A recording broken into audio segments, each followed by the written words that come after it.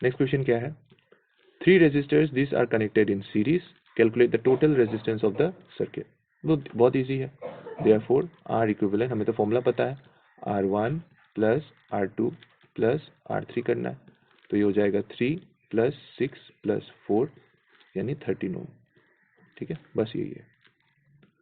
4 resistors are connected, calculate the resistance, तुम लोग कर लो, कर पाओगे, ये भी इजी है, नंबर 2। ठीक है, तो फॉर्मूला क्या है, R equivalent is equals to R1 plus R2 plus R3 plus R4 plus dot dot dot, जितना चाहिए रेजिस्टेंस सीरीज में, सीरीज मतलब ये वाला R1, फिर इसको इसके साथ कनेक्ट किया R2, फिर इसको इसके साथ कनेक्ट किया R3।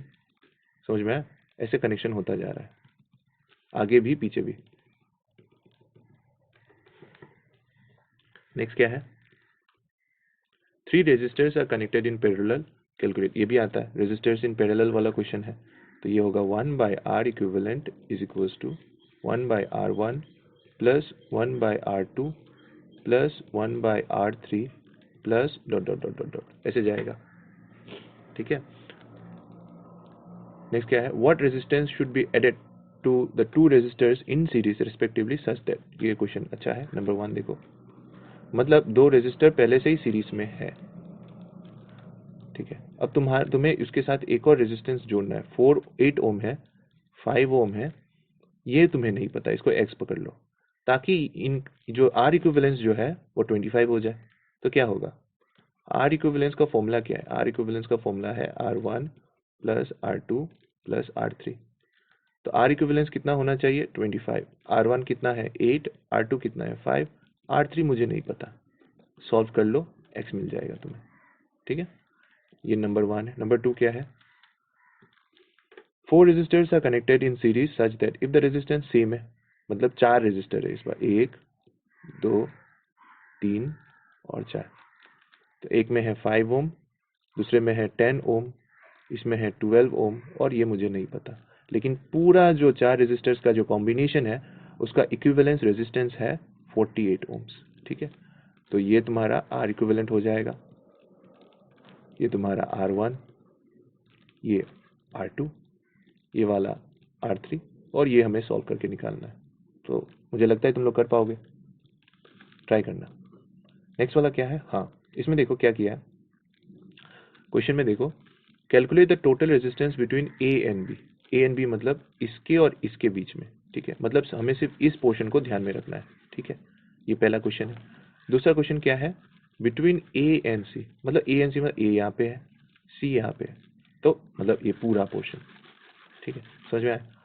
तो हमें पहले ए और सी के लिए करते हैं। ठीक है, ए और बी के लिए ये वाला पोर्शन। तो इस वाले पोर्शन में देखो, ये तीनों रेजिस्टर्स जो है, ये वाला और ये वाला पैरेलल में है। तो इसके लिए मान लेते हैं इसका जो आर इक्विवेलेंस है वो सिर्फ आर है, 1 बाई आर। तो 1 बाई आर क्या होगा, 1/6 प्लस 1/3 प्लस 1/2। तो इसका एलसीएम होगा 6, कर लेते हैं, देयरफॉर आर आया 1 ओम। ठीक है, जो कि है 1 ओम। अब तुम देखो, ये पूरा जो कॉम्बिनेशन है, ठीक है ना, इसको हम लोग रिप्लेस कर सकते हैं बाय 1 ओम। यही तो आर इक्विवेलेंट का फायदा है, वो पूरे कॉम्बिनेशंस का एक रेजिस्टेंस वैल्यू देता है। ठीक है ना, तो एक ही वैल्यू दिया, अब कौन सा बच गया, ये एक 1 ओम बच गया। मतलब अभी क्या है कि ए पॉइंट से बी पॉइंट के बीच तक का हमें पता है, और बी से सी तक का तो एक और 1 ओम दिया हुआ है ना, ये वाला लिख दिया, ये वाला और ये वाला आर इक्विवेलेंस। तो कितना हो जाएगा, ये दो तो सीरीज में है, therefore R equivalence is equals to 1 ohm plus 1 ohm, ये हो जाएगा 2 ओम। ठीक है, जो कि आया। ठीक है ना, तो बस ध्यान में रखना कि कौन सा चीज सीरीज में है और कौन सा चीज पैरेलल में है। इस वाले को देख लो, इस वाले में पहले हमें क्या निकालना है, ए और बी के बीच में निकालना है। ठीक है, ये ए और ये बी, तो ये दो जो रेजिस्टर है वो पैरेलल में है, तो ये समझ में आ गया। बी और सी मतलब ये वाला और ये वाला, तो ये भी पैरेलल में है, तो निकाल लेते। ठीक है, नंबर 1। उसके बाद लास्ट में ए और सी पूरे का निकालना है, तो बहुत सिंपल है। नंबर 1 जो है वो क्या है, resistance between A and B क्या होगा, पैरेलल में है ना, तो इसको पकड़ लेते हैं 1/R1 1/4 प्लस 1/12, तो ये हो जाएगा 12, 4 3 1, 4/12 1/3, तो इसका आ गया therefore R1 equals to 3 ohms। ठीक है। Number 2, resistance between B and C, तो इसको R2 पकड़ लेते हैं। 1/R2 is equals to 1/12 plus 1/24 plus 1/8, तो इसका एलसीएम होगा 24, 2 प्लस 1 8 16 8 3 24, 3 4 5 6/24, तो ये हो जाएगा 1/4, देयरफॉर R2 कितना हो गया 4 ohms। फिर नंबर 3, अब तुम देखो ये पूरे कॉम्बिनेशन का मुझे मिल गया 3 ohms। ठीक है, और ये पूरे कॉम्बिनेशन का मुझे मिल गया 4 ohms। ठीक है, तो और ये दो कॉम्बिनेशन कैसा है, ऐसा है ना, सीरीज में है, ये 3 ohms और ये 4 ohms। ठीक है ना, मतलब इन दो रेजिस्टर्स को रिप्लेस करके मैं क्या डाल सकता हूँ इसके जगह पे, बस एक 3 ohm। ठीक है, मतलब कुछ ऐसा है, मैं इसको समझा देता हूँ। मतलब इसको भी हटा दो इस रेजिस्टर को, ठीक है, इस रेजिस्टर को हटा दो, या ये हटा दो, हाँ ये हट गया, ये वाला भी हटा दो, जंक्शन ये सब हटा दो, इस वाले में भी ये वाला रेजिस्टर हटा दो। ठीक है, तो इसके जगह पे तुम डाल सकते हो बस 3 ohms, और इसके जगह पे डाल सकते हो सिर्फ 4 ohm, और तुम देख सकते हो ये दोनों सीरीज में है, तो टोटल R इक्विवेलेंस जो हो जाएगा वो होगा 3 + 4 = 7 ohm। ठीक है, बस इतना करना है। ठीक है, नेक्स्ट पे जाते हैं। नेक्स्ट वाला क्या है, अच्छा नेक्स्ट वाले में क्या है, मैं ये डायरेक्टली कर रहा हूँ, तुम लोग ट्राई करना, खुद बता रहा हूँ कैसे करना है। तो तुम देखो ये वाला ब्रांच है, ये वाला ब्रांच है, ये किस में है, ये ब्रांच तो सीरीज में है, और ये वाला नीचे का वाला ये भी सीरीज में है। तुम्हें निकालना है पहले पी एन क्यू के बीच में, पी एन क्यू कहाँ है, ये वाला और ये वाला, तो ये तो सीरीज में है, बस प्लस कर लो आ जाएगा। आर एन एस के बीच में निकालना है, ये वाला भी सीरीज में है, प्लस कर लो। फिर जो आंसर आएगा, ठीक है, जो आंसर आएगा वो तो ऐसे हो जाएगा, इस वाले में एक आंसर आएगा पहले वाले के लिए, पी क्यू के लिए, पी क्यू के लिए, और ये आर एस के लिए एक और आंसर आएगा, डाल दो, और ये दोनों पैरेलल में होगा। ठीक है, दिख रहा है ना, ये देखो पैरेलल में है ना ये कॉम्बिनेशन, तो पैरेलल का फॉर्मूला लगा के ये करना। ठीक है, मैं ये वाला कर देता हूँ। ठीक है, तो नंबर 1 का नेक्स्ट सेकेंड वाला जो है वो तुम लोग करना।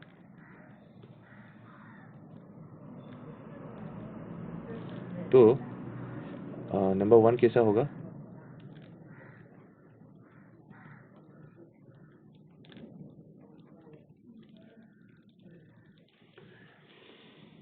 ये होगा सीरीज में है ना, तो ये होगा 2 + 4 + 6, ये हो जाएगा 12 ohm, खत्म। नंबर 2 क्या है,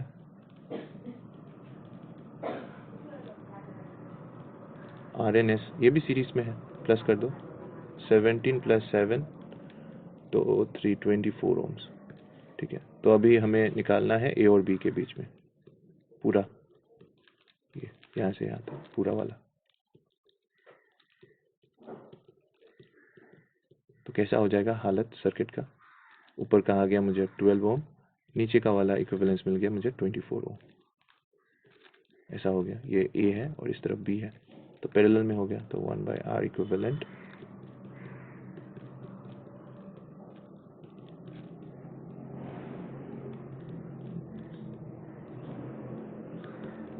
ठीक है ना, तो अल्टीमेटली मुझे जो आंसर मिला है, ठीक है, 12 24 8, 12 24 8। ठीक है, ऐसे ही करना है। इस पे जाओ, ये वाला भी सेम है। पी क्यू का क्या है, पी क्यू तो सीरीज में है, निकालो, इसको निकालने की जरूरत नहीं, अकेला बैठा हुआ है, और ये भी सीरीज में, निकाल लो। फिर ये 3 किस में हो जाएगा, ये तीनों कॉम्बिनेशन हो जाएगा पैरेलल। ठीक है, ट्राई करना।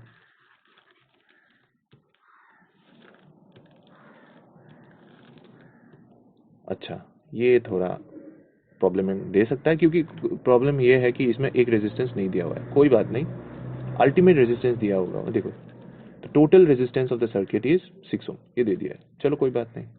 तो धीरे धीरे करते हैं, पहले ये 3 क्या है, सीरीज में है। ठीक है, तो इसको नाम दे देते पी क्यू और इसको नाम दे देते आर एस और इसको नाम दे देते ए बी मेन वाले को, पहले जैसे किया था। तो रेजिस्टेंस ऑफ आर एस कितना होगा 3 + 5 8 ohms। Resistance of P Q कितना होगा 8 + 9 + x। अब x का तो कुछ कर नहीं सकते तो उसको ऐसे ही रख देंगे, इतना ओम्स। अब ये दो जो कॉम्बिनेशन है, ये कॉम्बिनेशन और ये कॉम्बिनेशन पैरेलल में है, तो अकॉर्डिंग टू क्वेश्चन जो हमें दिया गया है 1/6 जो होगा पैरेलल कॉम्बिनेशन, 6 जो है वो तो total resistance of the circuit है ना, और मेरा जो सर्किट है वो तो पैरेलल कॉम्बिनेशन में है, तो मैं पैरेलल वाला फॉर्मूला यूज करूंगा।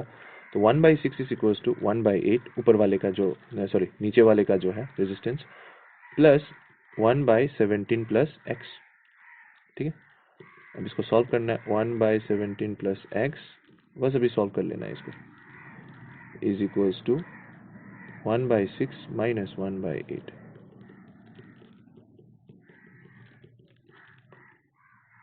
Hmm, 18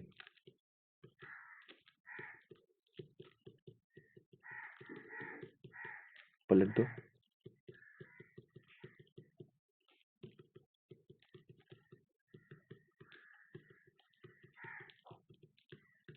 ठीक है 1 ओम। नहीं, कुछ गलत कर दिया मैंने, पक्का गलत किया, चेक कर लेते एक बार। ना एलसीएम गलत दिया ना, 16 है तो एलसीएम, तो एलसीएम होगा 24।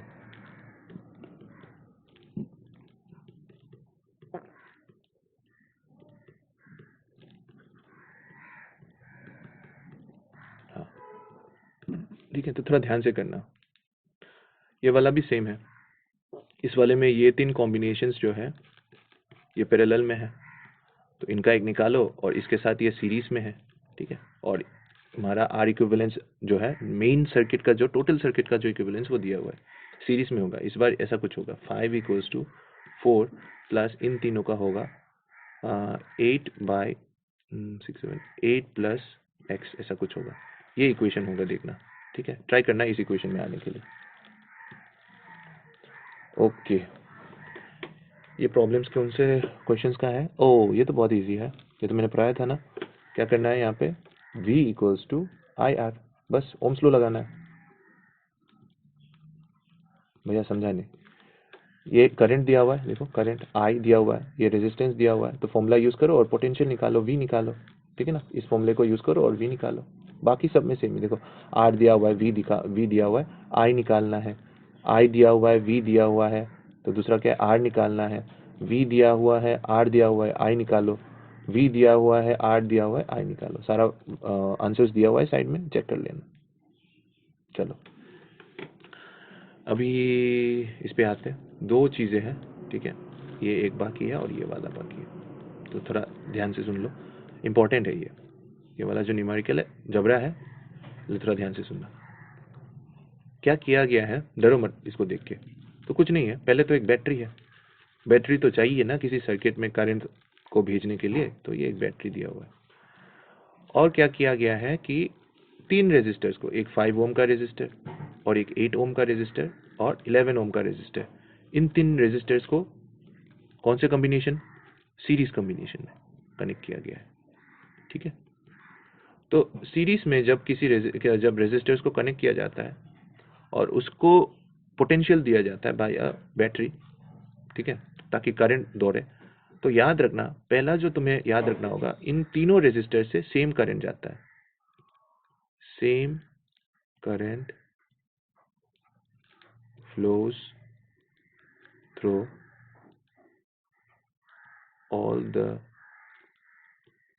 resistors in series। तो जितने भी रेजिस्टर्स है सीरीज में, उनमें से सब में से सेम करंट पास करता है। ठीक है, सेम करंट पास करता है, क्योंकि तुम देखो अगर करंट इधर से आता है तो देखो उसको तो एक ही रास्ता मिलेगा ना, पहले वो 5 से जाएगा, फिर 8 से जाएगा, फिर 11 से जाएगा। ठीक है, उसको कोई दूसरा मौका नहीं दिया जाएगा। ठीक है, तो इसलिए करंट सेम है। नंबर 2, पोटेंशियल डिफरेंस जो है PD इज डिफरेंट, बट जो मेन चीज जो याद रखना है, their sum is the total potential difference. इसका मतलब क्या हुआ? मतलब ये है कि सब में इधर से लेके इधर तक 5 ओम के ऊपर जो पोटेंशियल है वो V1 है, 8 ओम के ऊपर V2 है और 11 ओम के ऊपर है V3। ठीक है ना? सब में अलग अलग पोटेंशियल है, डिफरेंस है, क्योंकि रेजिस्टेंस डिफरेंट है, इसलिए पोटेंशियल भी डिफरेंट होगा। भैया अगर रेजिस्टेंस सेम हुआ तो क्या होगा? पोटेंशियल भी सेम हो जाएगा। मान लो कि सपोज तुम्हारा कुछ ऐसा कॉम्बिनेशन, एक बैटरी है, ठीक है, 12 वोल्ट का एक बैटरी है, होता है ना नॉर्मली 12 वोल्ट का बैटरी, बड़ा काला रंग का, तो उसको 2 रेजिस्टर के साथ कनेक्ट किया गया, दोनों का रेजिस्टेंस सेम है, 6 ओम 6 ओम, कुछ भी ले सकते हो, 10 ओम 10 ओम, ठीक है, 1000 ओम 1000 ओम, कुछ भी सेम होना चाहिए। तो इसके ऊपर जो पोटेंशियल डिफरेंस होगा और इसके ऊपर जो पोटेंशियल डिफरेंस होगा वो दोनों सेम होगा। कितना होगा? 6 वोल्ट और इधर 6 वोल्ट, क्योंकि दोनों को प्लस करने से टोटल पोटेंशियल डिफरेंस जो कि 12 वोल्ट्स है वो आना पड़ेगा। ठीक है, तो रेजिस्टर अगर सेम वैल्यू दे दिया तो मजे है, प्रॉब्लम ही नहीं है, आराम से निकाल लो। 3 हुआ तो 3 से डिवाइड कर देना, 3 इक्वल पार्ट्स में। लेकिन यहाँ पे तो क्वेश्चन जो बनाया जिसने वो बहुत चालाक है, उसने देखो तीनों रेजिस्टर का वैल्यू अलग दिया है, तो ऑब्वियसली V तो सेम नहीं होगा, इसलिए V1 V2 और V3 है। ठीक है, लेकिन हमारे पास एक चीज है, क्या चीज है? हमें पता है कि सबसे सेम करंट पास कर रहा है। क्यों सेम करंट पास कर रहा है? क्योंकि ये लोग सीरीज में है। भैया अगर पैरेलल में होते तो डिफरेंट करंट पास करता।